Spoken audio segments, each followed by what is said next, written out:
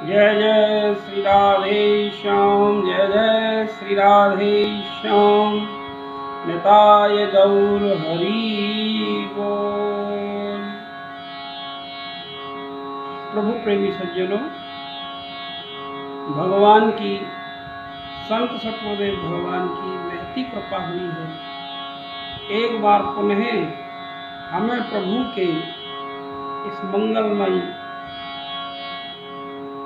भक्ति रस में डूबने का सौभाग्य प्राप्त हुआ है। ये केवल और केवल संतों की महती कृपा है और उनका ही आशीर्वाद है कि कोई हरि चर्चा हम उनकी कृपा से कर पा रहे हैं। तो आइए सतगुरुदेव भगवान की चरण कमलों की रज को, गोपिकाओं की रज को अपने मस्तक पर धारण करके गोस्वामी जी के चरणों में दंडवत प्रणाम करके, समस्त भक्तों के चरणों में दंडवत प्रणाम करके भक्ति रस में आगे बढ़ते हैं। ओम अज्ञानतिमिरान्धस्य ज्ञानाञ्जनशलाकया चक्षुरोन्मीलितं येन तस्मै श्रीगुरवे नमः। निताय गौर हरि बोल। तो पूर्व सत्संग में हम भक्ति के, नवदा भक्ति के 2 सोपान पर चर्चा कर चुके हैं। प्रथम भक्ति संतन कर संगा, एक संतों की संगति लेने से जीवन में क्या बदलाव आते हैं। दूसरा, दूसरी रतिमम कथा प्रसंगा, थोड़ा सा इसका हम लिंकअप कर देते हैं। एक संतों की शरणागति लेने से ही भक्ति का जन्म होता है। यदि किसी के जीवन में भक्ति आई है तो संतों से आई है। संत अपनी कृपा, करुणामयी दृष्टि से जीव के अंतःकरण में भगवान की भक्ति के, नाम के वो बीज अंकुरित करते हैं। ये संत गुरु कृपा से ही होता है। तो पहले संतों की डायरेक्ट तो गुरु नहीं मिलते, तो संतों की शरणागति ली जाती है। और जब किसी संत की वाणी हमारे हृदय को एकदम प्रेम रस में जब डुबा देती है, एकदम उस मस्ती में हमें जीना सिखा देती है, तो भगवान की लीलाओं, कथाओं में, हरि नाम में हमारा आनंद वर्धन होने लगता है और उसमें रुचि बनती है। सज्जनों, भगवान के नाम में, भगवान की कथा में, भगवान के भक्तों में रुचि केवल संत कृपा से होगी। और भगवान की जब कृपा हो जाती है तब उस संत में गुरु के दर्शन होने लग जाते हैं। जब उनकी बात पर विश्वास होने लग जाता है, या श्री जी से जब जीव रो रो कर पुकारता है, तो तब गुरु के दर्शन किसी संत में होते हैं। तो अब मोह भाव भरोस हनुमंता, बिना हरि कृपा मिले नहीं संता। तो अब गुरु पद पंकज सेवा, तीसरी भक्ति अमान, चौथी भगति मम गुण गण करई, कपट तज गान। तो तीसरी भक्ति है अभिमान रहित होकर गुरु के चरण कमलों की सेवा।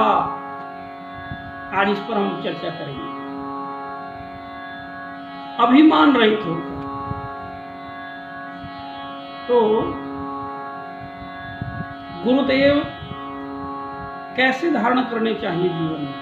तो संत शिरोमणि आचार्य पूज्यपाद रसिकाचार्य श्री चरणदास जी महाराज कहते हैं, उनकी वाणी में, शोक निवारण भय हरण दूर करण संदेह, मुठिया खोले ज्ञान की तो सतगुरु कर ले।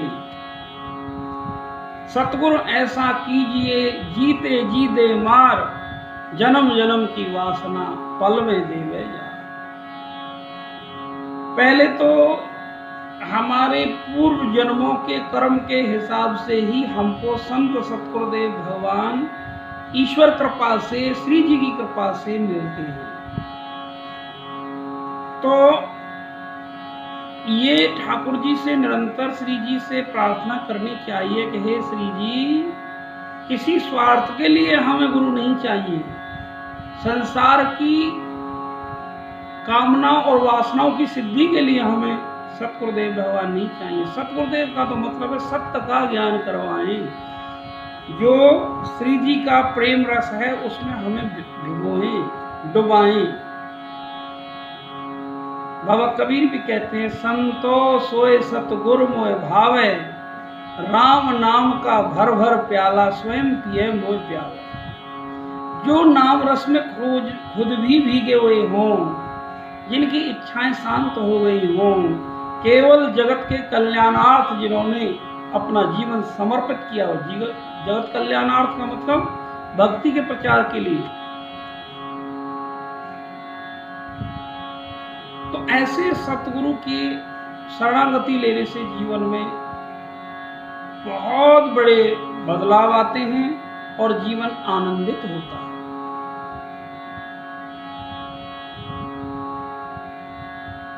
गुरु की महिमा गान करते हुए बाबा कबीर लिखते हैं, यह तन विष की बेलरी गुरु अमृत की खान, शीश दिए जो गुरु मिले तो भी सस्ता जान। इस शरीर में विष विकार भरे हुए हैं, ऊपर से लेकर देखें तो हम गंदगी ही गंदगी भरी हुई है, मलमूत्र का भांड ही है ये शरीर। लेकिन जब गुरु कृपा जब होती है, संत कृपा होती है, तो इसी कलुषित मल ग्रसित कली मल ग्रसित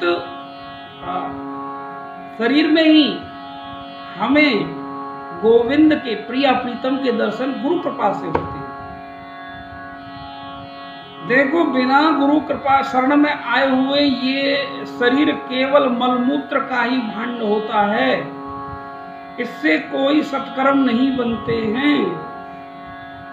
लेकिन जब संत सतगुरु की शरण में जीव आता है तो उसमें प्रेम रस, भक्ति रस, हृदय में प्रिया प्रीतम से मिलने की एक तड़प गुरु कृपा से पैदा होती है।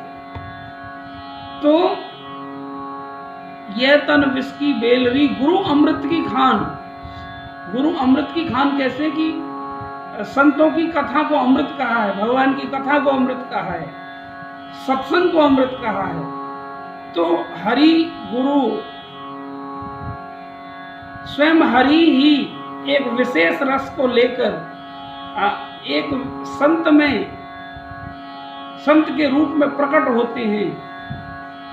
हरि में और गुरु में, संत में और भगवान में तत्वतः कोई अंतर नहीं है। और जितना विश्वास बढ़ता चला जाता है, जितना विश्वास बढ़ता चला जाता है, धीरे धीरे धीरे धीरे धीरे धीरे धीरे गुरुदेव में से ही गोविंद प्रकट हो जाते हैं। गुरु अमृत की खान, शीश दिए जो गुरु मिले तो भी सस्ता जान। शीश दिए का मतलब संपूर्ण हमारे पास जो कुछ है वो उनके चरणों में समर्पित कर दें, तब भी सस्ता जानो, तब भी तुमने कोई महंगा सौदा नहीं किया। क्योंकि कितने जन्म बीत गए इस माया में उलझते और भटकते हुए। अब संत और गुरु कृपा, हरि कृपा हुई है तो अब उस प्रेम रस को पाने की वेला भगवान अब हमें प्रदान की है श्री जी ने। तो कहते हैं गुरु को कीजिए दंडवत कोटि कोटि प्रणाम, कीट न जाने भ्रंग को गुरु कर ले आप समान। एक बहुत अच्छा दृष्टांत पूज्यपात प्रातस्मरणीय संत श्रोमणी श्री कबीर बाबा कहते हैं तो गुरु को कीजिए दंडवत। गुरुदेव के चरणों में हमको दंडे की तरह प्रणाम, साष्टांग दंडवत प्रणाम करनी चाहिए, कोटि कोटि प्रणाम अर्थात कोटि कोटि धन्यवाद करना चाहिए गुरुदेव का। क्यों? कीट न जाने भ्रंग को गुरु कर ले आप समान। यहाँ कीट और भ्रंग का एक दृष्टांत दिया है, उदाहरण दिया है। एक कीट होता है और नाली के कीड़े को वो पकड़ के लाता है, जैसे हमारी लोकल भाषा में उसको गिरोरी भी कहते हैं। और वो दीवार पर मट्टिका का वो घर बना लेता है, तो वो उसका अपना कोई बच्चा नहीं होता। ऐसे ही और वो उस नाली के कीड़े को नाली से पकड़कर अपने उस घर में ले जाता है और नाली के कीड़े को एक विशेष शब्द सुनाता है और उस शब्द को सुना सुनाकर एकदम उसको उस शब्द में, उस रस में डुबा देता अपने में। उसका परिणाम ये होता है कि वो नाली का कीड़े का रंग भी बदल जाता है, रूप भी बदल जाता है और वो नाली का कीड़ा वही कीट बन जाता है। तो इसी तरीके से सतगुरुदेव भगवान हम जैसे नाली के कीड़ों को, अज्ञानियों को, इस संसार में त्रिताप में जलने वाले अधमों को दया करके इस गंदगी से बाहर निकालते हैं और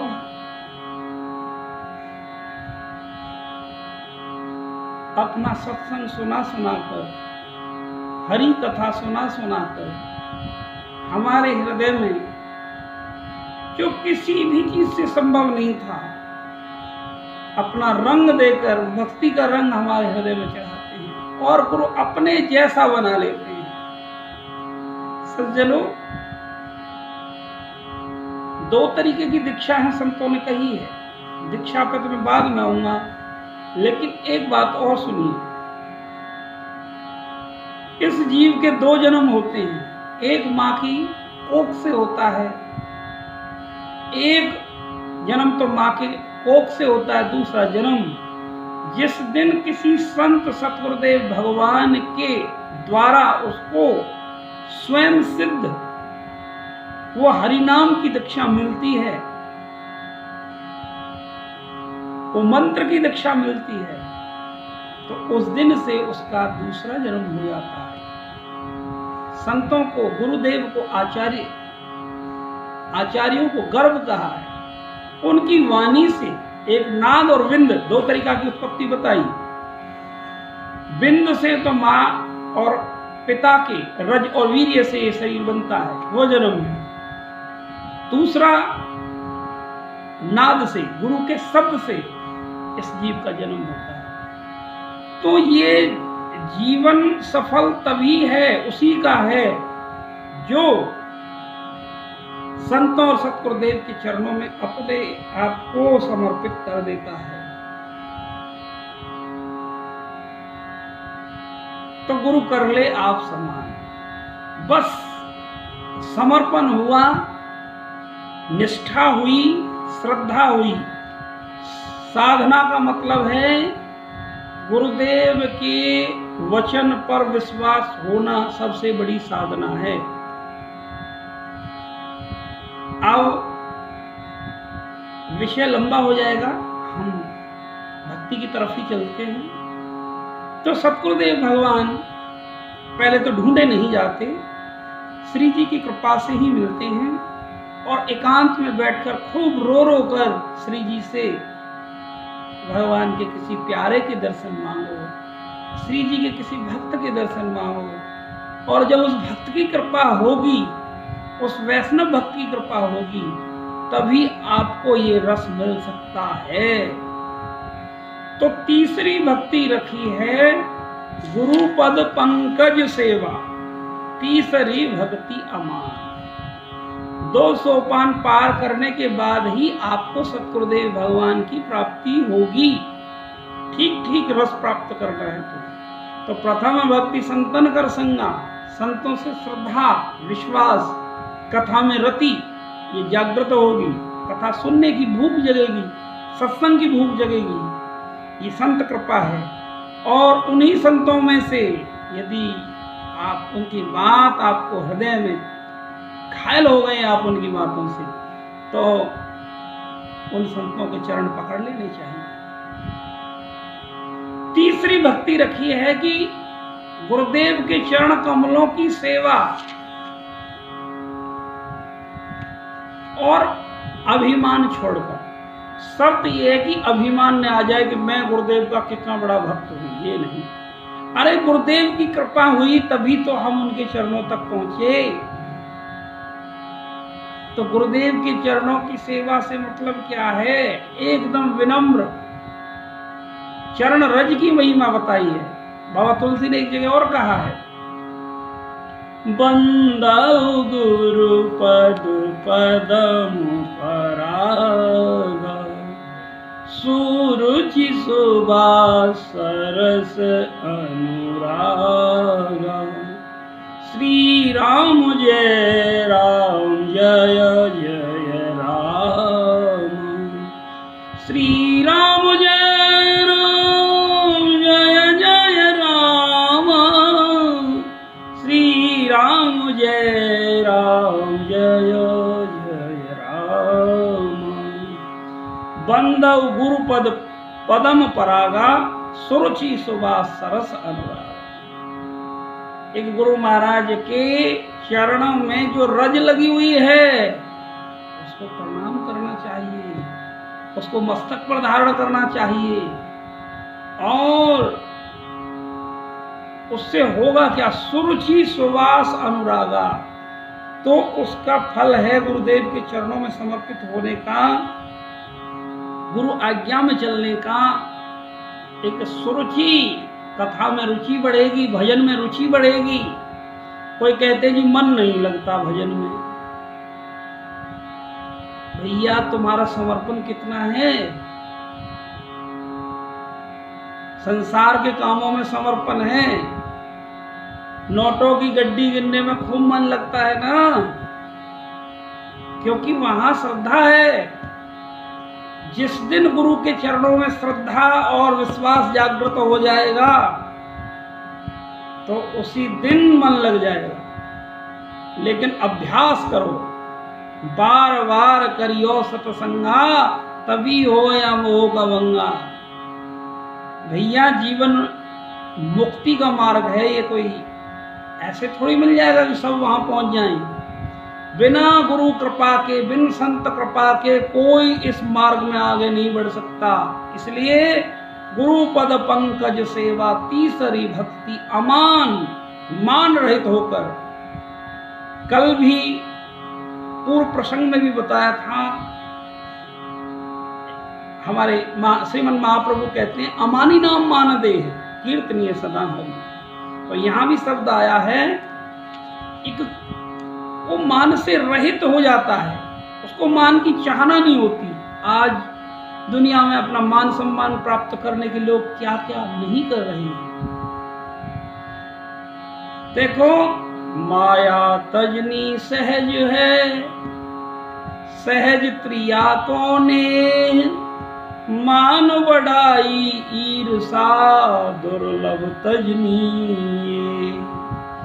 मान बढ़ाई ईर्षा ये बड़ी कठिनाई से ही जाती है। और हमारा तो अपना अनुभव है, संतों से हमने अनुभव लिया है कि सब कुछ समाप्त हो जाएगा, वो दुर्गुण अपने आप मिट जाएंगे। ये झगड़ा सब समाप्त हो जाएगा, कुछ ज्यादा करने की जरूरत नहीं है। भक्ति को सरलतम रूप में हमको लेना है। केवल इस राम नाम रूपी नैया में, कल भी बताया था, इस सत्संग रूपी नैया में